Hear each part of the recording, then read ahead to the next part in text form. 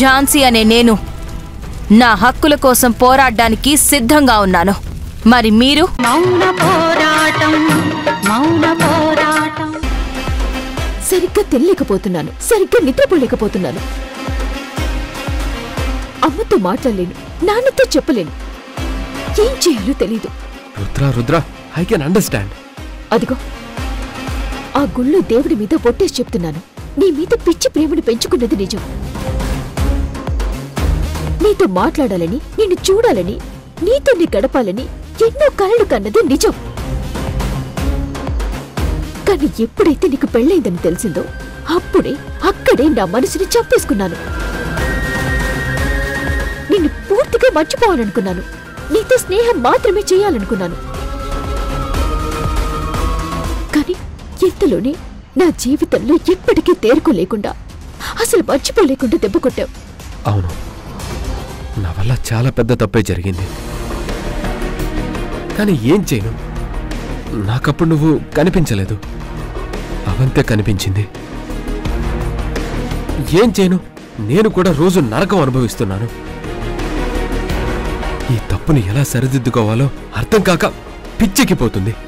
ఈ తప్పుని సరిదిద్దుకోవాలి అనుకుంటున్నావా? అవును రుద్ర, నిజంగా. అయితే దానికొక్కటే దారుంది. ఏంటది? మనిద్దరికీ పెళ్ళవటం.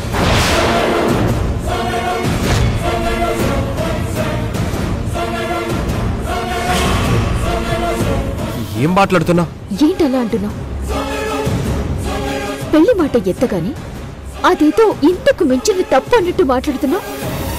అలాని కాదు, నేను అబ్జర్వ్ చేస్తూనే ఉన్నాను. పెళ్లి మాట ఎత్తితే వెంటనే మాట మార్చేస్తున్నావు, లేదంటే ఎస్కేప్ అయిపోతున్నావు. నిజం చెప్పు త్వరగా, నన్ను పెళ్లి చేసుకోవాలనుకుంటున్నావా లేదా? రుద్ర, అదేంటంటే నేను ఇంకా షాక్లోనే ఉన్నాను. నువ్వు ఎప్పటికీ ఆ షాక్లోనే ఉంటావు. అందుకే నేనే గుళ్ళో పంతులు గారిని అడిగి మంచి ముహూర్తం పెట్టించుకుందామని వచ్చాను. వాట్? అవును ద్వారగా, ఇప్పుడు ముహూర్తం పెట్టించుకుందాం. నేను పెళ్లికి కావాల్సిన ఏర్పాట్లన్నీ చూసుకుంటాను. నువ్వు మాత్రం నీ షాక్లోనే ఉండి పెళ్లి టైంకి వచ్చి నా మెళ్ళు తాళికట్టు. రుద్ర, ఇది కరెక్ట్ కాదేమో అనిపిస్తుంది. మరి ఏది కరెక్ట్ నువ్వే చెప్పు. నీ జావటమా? అయ్యో, అలా అనట్లేదు. చూడు ద్వారగా, పెళ్లి ముహూర్తం పెట్టించుకొని పెళ్లి చేసుకోవటం ఒక దారి. లేకపోతే నువ్వొచ్చి మా డాడ్తో నీ వల్ల జరిగిన తప్పు చెప్పు, వాళ్లే మన పెళ్లి చేస్తారు. వాట్? నేనొచ్చి మీ నాన్నగారితో మాట్లాడాలా? లేకపోతే నేను మాట్లాడాలా? ఏ పేరెంట్స్ అయినా పిల్లలకి చాలా గొప్ప లైఫ్ ఇవ్వాలని చూస్తారు. అలాంటి వాళ్ళ ముందుకెళ్ళి నేనెలా ఈ మాట చెప్పగలను? మా నాన్న నాకు పెళ్లి సంబంధాలు చూస్తున్నారు. ఎన్ని సంబంధాలని రిజెక్ట్ చేయను? అంత మంచి సంబంధాలు ఎందుకు రిజెక్ట్ చేస్తున్నావంటే ఏమని సమాధానం చెప్పను? ఏమీ చెప్పలేకపోతున్నాను. అందుకే నువ్వొచ్చి మాట్లాడు. నేను మాట్లాడలేను రుద్ర. నేను మాట్లాడితే ఈ విషయం పబ్లిక్ అవుతుంది. అవంతికి తెలుస్తుంది, అమ్మకి తెలుస్తుంది. అప్పుడు నేను వాళ్ళకి నా మొహం చూపించలేను. అయితే పద, పంతులు గారిని మంచి రోజు చూడమందా. లేదు రుద్ర. అయితే నీ చేత్తోనే నాకు పాయిజన్ ఇవ్వు.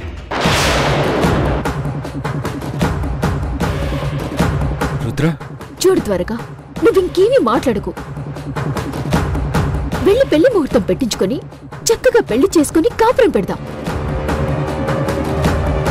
నువ్వు నీ డ్యూటీకి వెళ్తున్నానని చెప్పి కొన్ని రోజులు మన ఇంట్లో ఉండు, కొన్ని రోజులు అక్కతో ఉండు. మొన్నే నేను ఏవండి ఆవిడ వచ్చింది అని ఏదో సినిమా యాడ్ చూసి డౌట్ వచ్చి సినిమా మొత్తం చూశాను. అది అచ్చం మనలాంటి స్టోరీనే.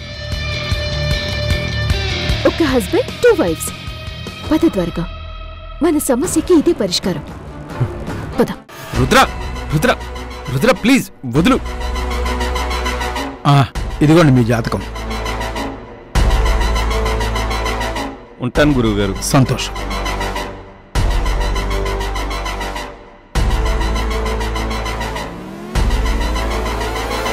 పంతులు గారు నమస్కారం. నమస్కారం అమ్మా.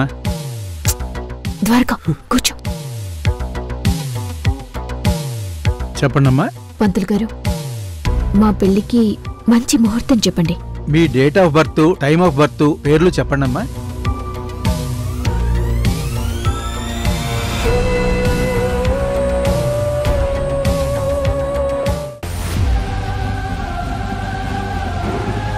త్వరగా.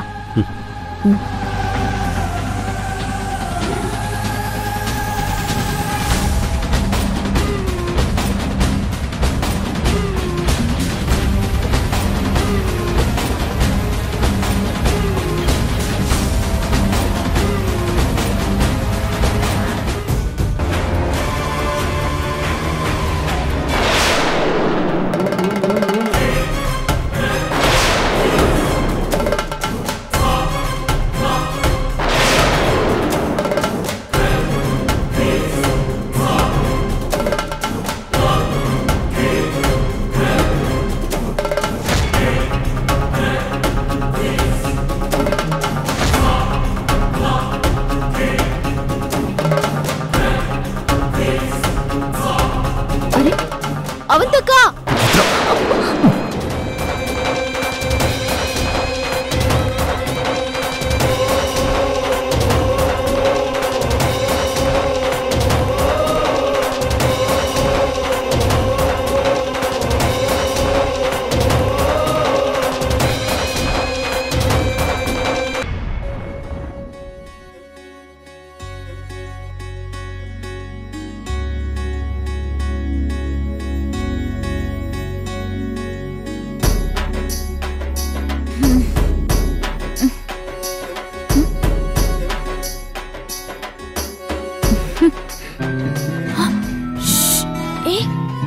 అరవకు అరవకు.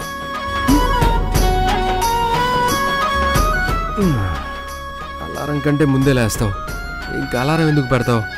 లేవగానే నా మొగుడి అందమైన మొహం చూడ్డం నాకిష్టం, అందుకే పొద్దున్నే లేస్తాను. మరి అలారం అవసరం ఏంటి?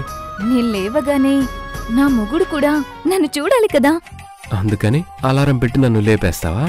మరి రోజు సూర్యుని తొలికిరణం భూమి మీద పడగానే ఈ నేలకి ఎంత పులకరింతగా ఉంటుందో, నా మొగుడి తొలి చూపు కూడా నా మీద పడితే నాకంత ఇష్టంగా ఉంటుంది తెలుసా. లేవగానే నీ కళ్ళల్లో నేను నిండిపోతే రోజంతా నీకు కనబడుతూనే ఉంటాను. అప్పుడు వేరే ఎవ్వరూ నీకు కనిపించరు. నా కళ్ళల్లో గుండెల్లో నువ్వు, నీ మనసులో ఊహల్లో నేను, అంతే. మనం ఇద్దరమే, మన మధ్య ఎవ్వరూ రాలేరు.